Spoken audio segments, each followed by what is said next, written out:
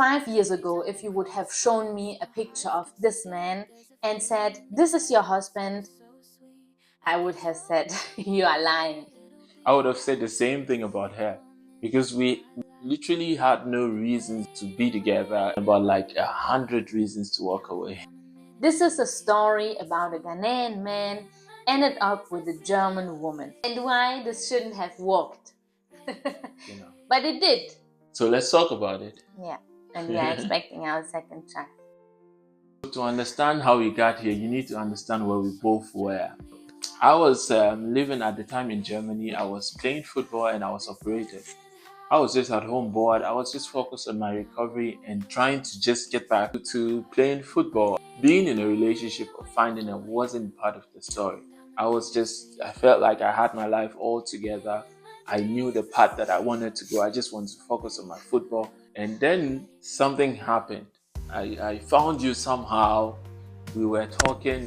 No, first of all, how was your life before we even started talking? But you said you were in Germany already? Yes, I was in Germany already. Okay, you were just living apart from each other. You were in Bavaria, Bayern, and I lived in Baden-Württemberg, in complete different states, around maybe 4 hours away from each other. And I was really not having on my mind to look for a relationship.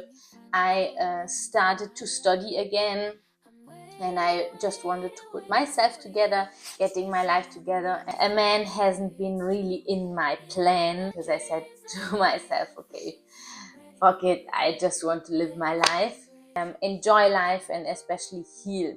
But then I stumbled on TikTok and I saw a video of MJ. It was a really funny video actually. I think I just liked it, or I think I commented, but you say I just liked it. Yeah, one day later, I got a DM in my Instagram. She had her Instagram attached to her TikTok account. It wasn't hard for me to figure it out. But you have to add, this video what you made was going viral.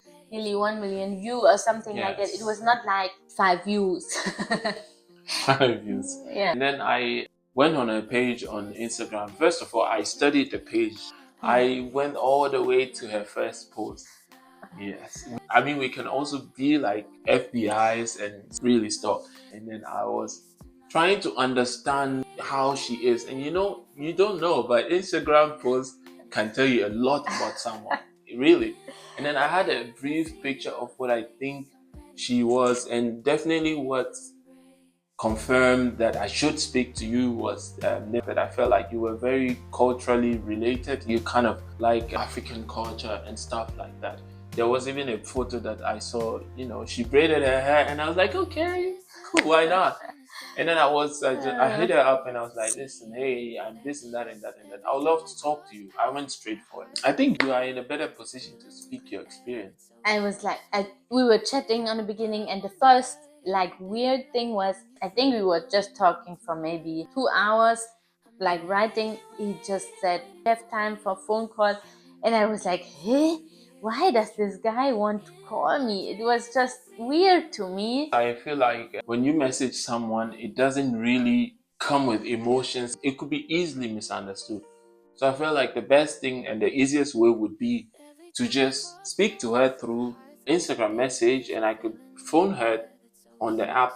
You waited 1.5 weeks until you asked for my number. Yeah, it was obvious that the number would come eventually if the chemistry, the path aligns. Yes, that's how it kicked off. Yeah, and then we had our first meeting, our first date, and I don't know. We have to talk about the first call, because you were just saying something like, I know you are already my woman, or... Yes, I remember exactly what I said. I said, you're already my woman, you just don't realize it yet. I said, oh my God, what kind of crazy person is this? I was right. And here we are, expecting our second child. And so I was right. You could call me a prophet. But yeah, at the end of the day, we talked a lot. And you made me really feel safe. And you said, okay, let's meet. I remember there was, maybe before I left, I asked you, are we going to meet again? Because probably I knew there's a lot of traffic on his profile on TikTok, a lot of women, of course, who commented on that video, on his videos, and of course he had a fan base. And yeah, I was just not sure. But for me, to be honest with you, I didn't have doubts that I wasn't planning on seeing her again. I knew I wanted to. I was in a point in my life where I felt like if I found somebody that aligns with what I represent and what I stand for, and our first meeting and conversations made me very clear that this is exactly what I want. And that led to our second meeting, because I remember I called you, hey, how's it? How are we going to meet? And all of that. I actually had to go all the way to a place for our second meeting. And there I was very specific with my words. I was, of course, talking to other people at the time. And there were other, exes that were in my life that, I wouldn't say we were trying to rekindle things, but, people are holding on to certain things. The energy was not really well. So I told her point blank on our second date that, listen, I'm very serious. I want to take this. This means a lot to me. So what I want to do is give me a couple of days, give me some time. I need to clear some things. I need to set the record straight. I need to make sure this path is completely open, like the Moses Sea. And then we can just walk through without Today now talking a lot. and then we can just with no distraction, with no, second thoughts or whatever. And then she said, okay. So she gave me that, and I really took care of everything. And then that was it. Since then we haven't looked back. Yeah, to be honest, it was really as this point that you have been honest like that with me. It was really, convincing me, because before I was just like, okay, let's see what's coming out of that. And of course I was having some doubts, but I said to myself, okay, I can just leave it like that. We will see how it's going to end up. I'm free. But when you really said this to me, I said, wow, okay, this guy means it honest, because there was no point of telling me like what's happening behind my back. Then I said to myself, okay, let's see how he's going to improve. After that, I cleared the part, like I said, and we went on a couple of dates, more dates. And I asked her, listen, I want you to come with me to Ghana to visit my family. You don't have to make a decision right now. You don't have to come with me today, tomorrow, next week. Take your time, reflect on it. If you feel ready, let me know. I'll book the ticket and then we'll go. And she was like, are you for real? She took the time, and I think, how long did it?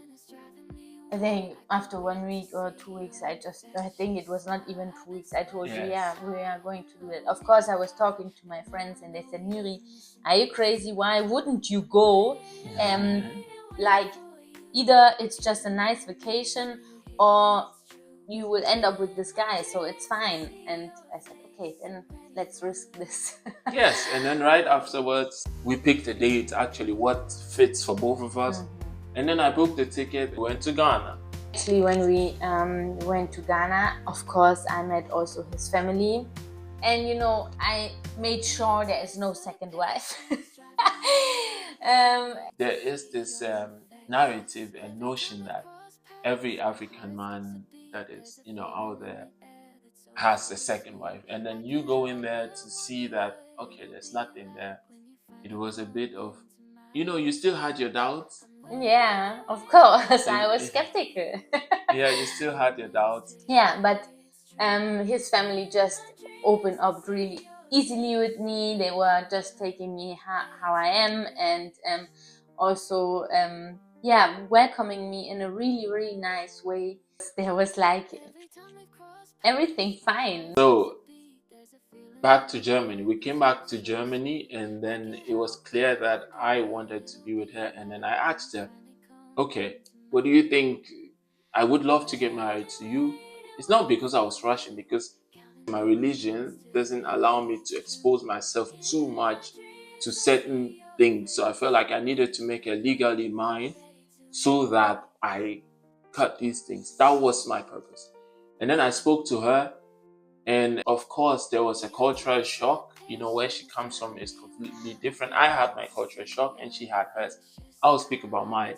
Mine was mostly when we go on dates and went on the first date to eat.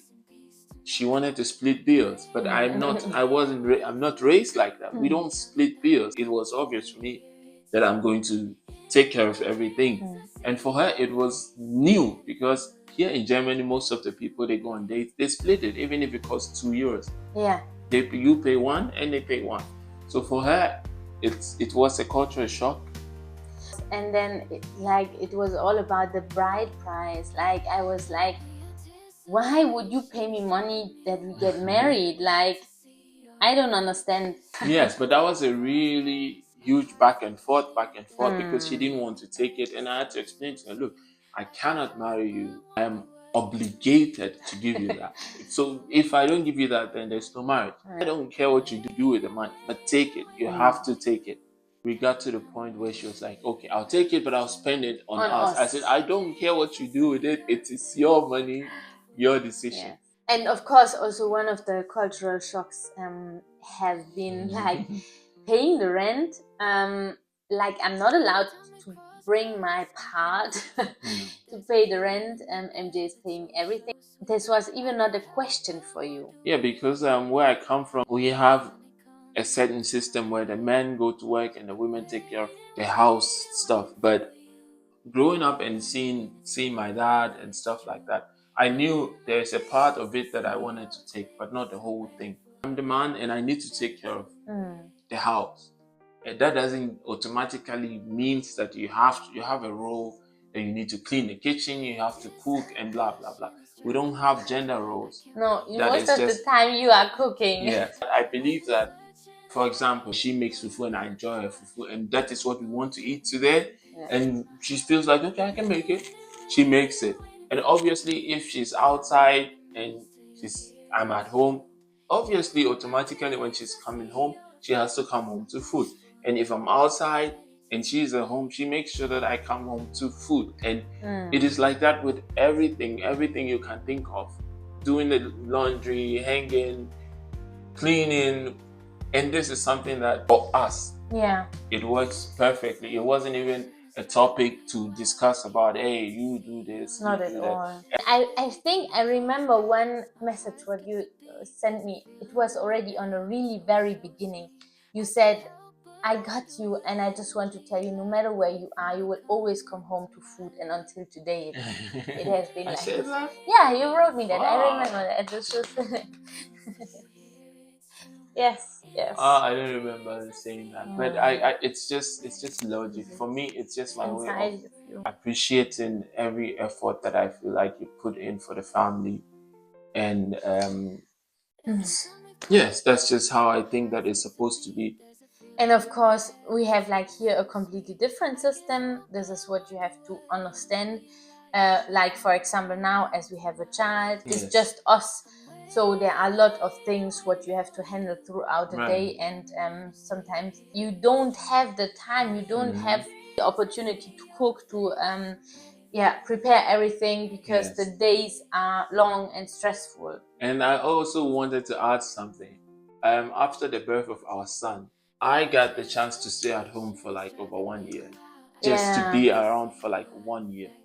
So I perfectly understand that staying at home and being with a child or being with the children, it is extremely difficult than going to work for 8 hours. Yes. It's a fact, but I enjoyed every process of it, every single up and down that we had. I really enjoyed it. So understand that if the woman is tired and cannot cook, she should not. I just read like the last days, I need to add this, like, men are going anyway to work, no matter if they have a wife at home or like if they have a family at home, they have to go to work anyway. So it's not about like you are doing something big, it's just like the natural thing.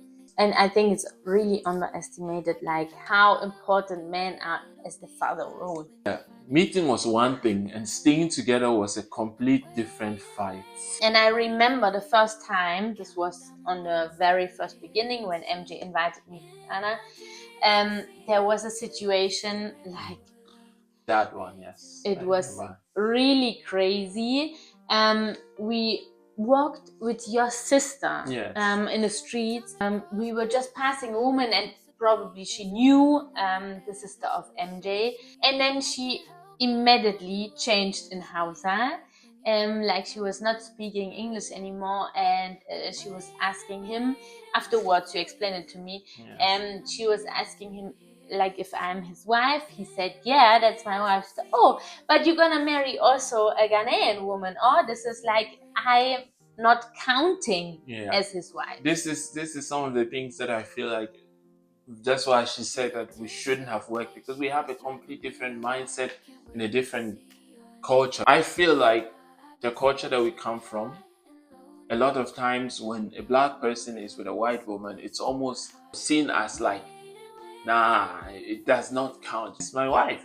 These are culture, like the gap between the differences in culture is really huge. We shouldn't have worked, but we made all the obstacles, we skipped on them. We tried to find a middle point to make it work for both of us. And I think that, like, you are also that kind of person, like, you will not let any person from outside interfere between us in that way. Like, of course you can get some advices, but like for somebody who you didn't see for so long, or you even didn't recognize, and of course you have been really honest with me and explained the situation to me. Yes. So it was clear, okay, this was just. And of course, then being back here in Germany, it was clear, okay, will that really work out also here with us? Like, your TikTok fans, we got a lot of crazy reactions. Your community was somehow angry with you that you decided now to be in a relationship with somebody. And I remember also we got some messages like, is that really true? This is your woman now. She even cannot dance, something like that.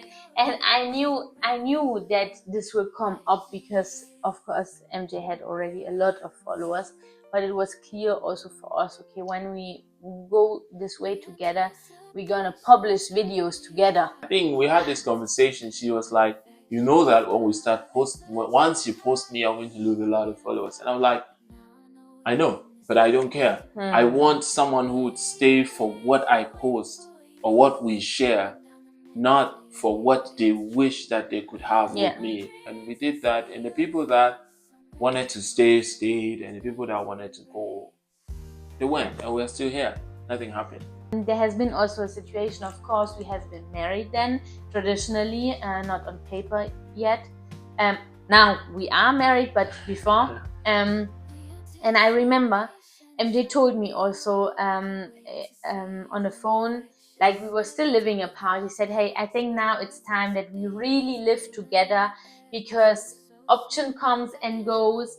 And I think if we really, really want to live our life together and we really mean it honest with each other, we should also live together. Yes, because I really don't, if there's a chance that, you guys could live together, why not? This was my mindset, because no, I felt like it didn't make sense that we are married and you're living somewhere. Of course, if there was something pinning you there that you need to finish, I can understand that. But everything else, she transferred her university to my city. We found out a bigger place, and since then we've just been dragging this track on our back. I think the most important thing is that we didn't fall into it. We were choosing it actively, and we still choose it every day, even if it's hard from time to time. And yeah, I just wanted to come back to the first point where I said, like, if somebody would have shown me a picture of you 5 years ago, I would have said, really, this is, you are lying, this is not my man. There's a red string theory, and I really believe in that, because it says, like, no matter where you are in the world, no matter like what you are going through, life will always give you the person who is for you. There were so many reasons why we shouldn't have been together, or why we shouldn't have met. Like when you look at our TikTok story, it's just a like or just a comment, and exactly that's the point, where we just got contact with each other. This is the red string theory, and I really believe in that. So if you are out there still searching for somebody, believe me, it will come. The person, we always say, we prepared each other for each other. Yes. So here we are. This is our story. If you are in an interracial relationship or in a long distance relationship, tell us your story in the comments. We read every single one. Next week, we are taking you somewhere in Ghana that changed how we see everything.